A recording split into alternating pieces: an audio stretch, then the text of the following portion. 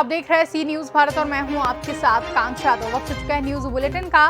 तो चलिए रुक करते खबरों की ओर, जहां बुलेटिन में पहली खबर है आगरा जनपद से, जहां आगरा के बाह विधानसभा में तकरीबन 235 करोड़ के कार्य विकास रानी पक्षालिका सिंह ने अपने कार्यालय में कराए हैं, जहां विधायक ने पत्रकार वार्ता कर अपने कार्यकाल में किए गए कार्यों की जानकारी दी। उन्होंने बताया कि जल की कमी को दूर करने के लिए उटांगना नदी पर विशेष काम किया जा रहा है। विद्यालयों का कायाकल्प हुआ है। प्रधानमंत्री आवास योजना के अंतर्गत गरीबों को मकान मिले हैं। सड़कों का निर्माण कार्य कराए गए हैं। उन्होंने कोरोना काल में निरंतर जनता के बीच रहकर राहत कार्य किए हैं। उन्होंने अपने अन्य योजनाएं और अन्य कार्यों की भी जानकारी दी है। बता दें, इस दौरान पूर्व मंत्री राजा अरिदमन सिंह और मदन मोहन शर्मा भी मौजूद रहे। उनकी कविता, उनकी भाषण, उनकी जो लिखी हैं किताबें, वो सब उसमें दिखाया जाए।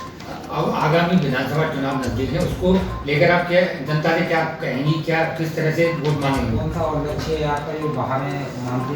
अरे बहुत से लक्ष्य हैं। देखिए, बा की एक तहसील है जो ताज ट्रेपेजियम से बाहर है, आगरा जिले में, और तो हम लोग चंबल और जमुना के बीच में हैं। डिफेंस कॉरिडोर में भाग को लिया गया है, लेकिन अभी तक वहाँ काम आया नहीं। मैं कोशिश में हूँ कि जो नगवा से लेके पिनाट तक जो सड़क है PWD की, उसकी चौड़ीकरण हो, जैसे फतेहाबाद वाली सड़क है। कहीं से लिंक रोड हमको मिले जो चंबल एक्सप्रेसवे मुरैना की तरफ से निकल रहा है, और बुंदेलखंड एक्सप्रेसवे जो जालौन की तरफ। आगरा से सी न्यूज संवाददाता अनुज उपाध्याय की रिपोर्ट।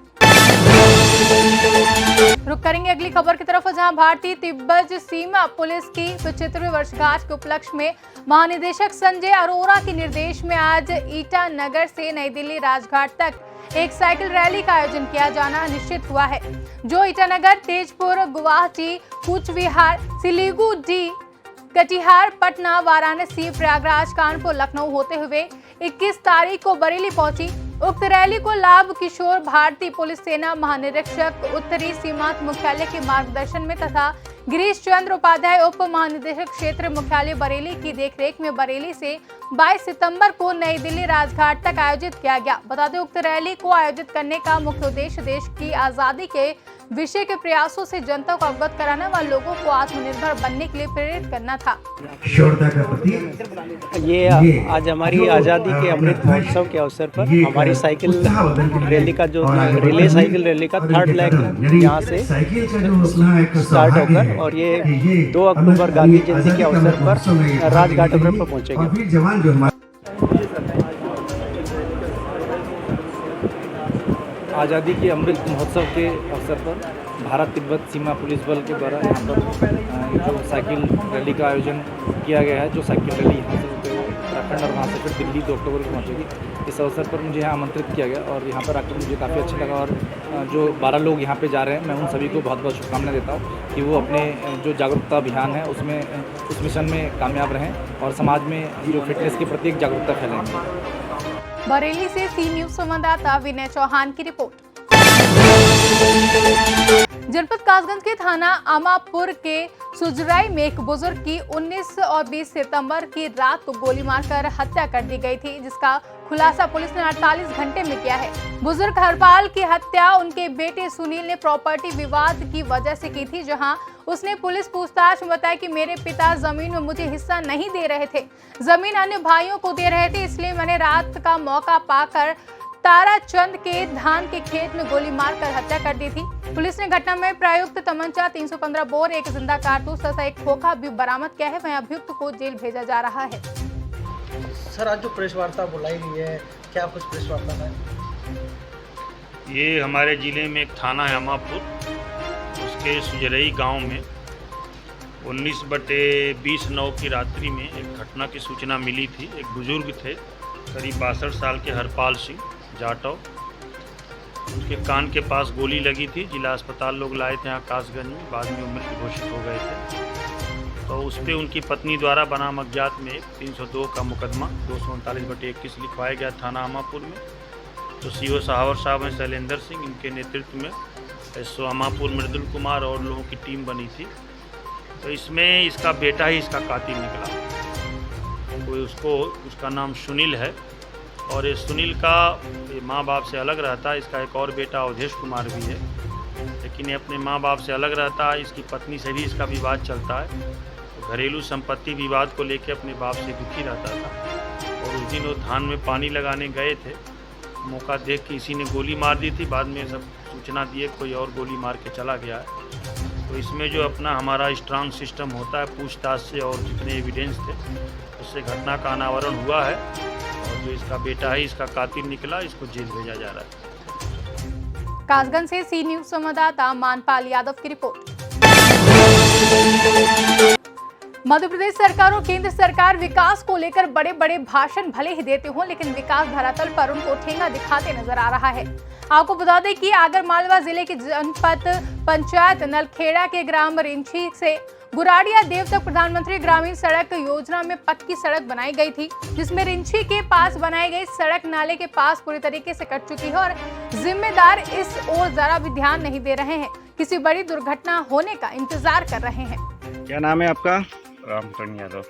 अच्छा, ये सड़क की ऐसी हालत हो रही है, कोई देखने के लिए आया? अभी तक के नहीं आया कोई भी नहीं आया। अच्छा, इस पे कभी कोई दुर्घटना वगैरह हो जाएगी? कोई ठेकेदार वगैरह किसी को बताया? एकदम नहीं।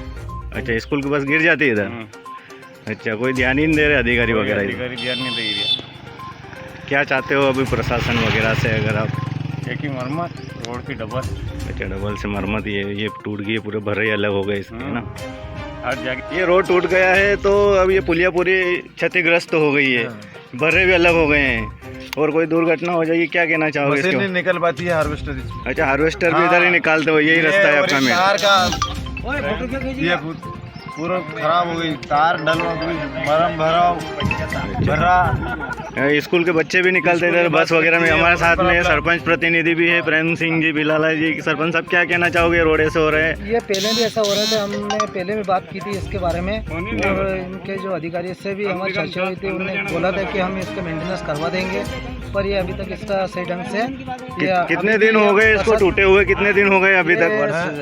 कम से कम मान लो 1 वर्ष पहले से हो रहा था। उसके बाद में जो अब वर्तमान में ये पानी के कारण ज्यादा क्षतिग्रस्त हो चुकी है। अच्छा, फिर भी ध्यान ही नहीं दे रहे। इधर स्कूल की बस निकलती है, स्कूल की बसें भी निकलती है, सारे जाने आने का मेन रास्ता है अपने गुराड़िया देव से रिंची तक के लिए। अच्छा, प्रधानमंत्री में बनी हुई सड़क है, प्रधानमंत्री विभाग से बनी हुई है और बाकी और हमारी तरफ से उनको एक बार और अवगत करवा देंगे जी।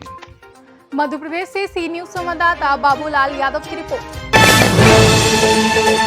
किसी भी गांव के लिए मुख्य मार्ग से लेकर गांव तक की सड़क उसकी जीवनदायिनी होती है और इसी को लेकर मुख्यमंत्री से और प्रधानमंत्री ने अनेक योजनाएं चलाई हैं और हर गांव को सड़क से जोड़ने का काम भी किया।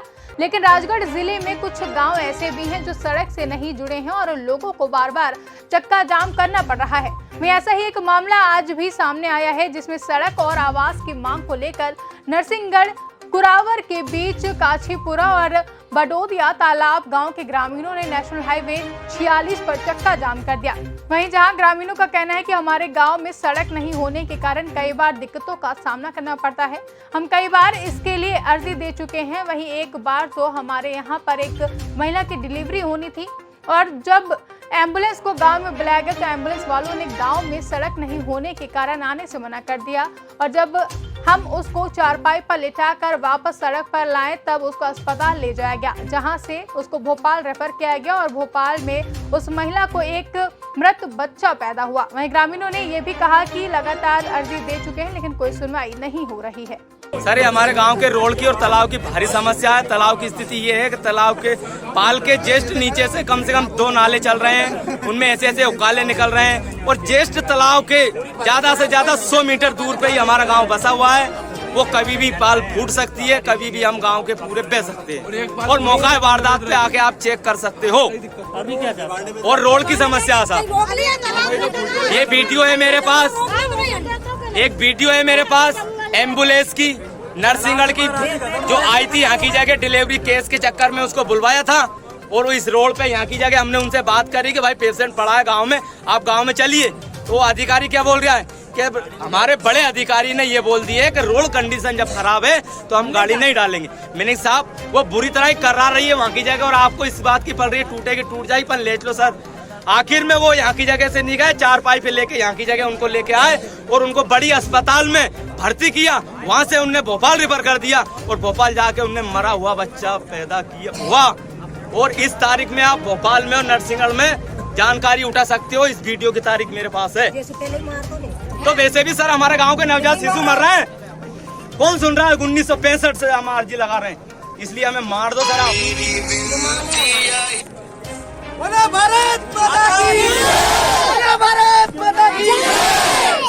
हमारी मांगे, हमारी मांगे। राजगढ़ से सी न्यूज संवाददाता रामबाबू चौहान की रिपोर्ट।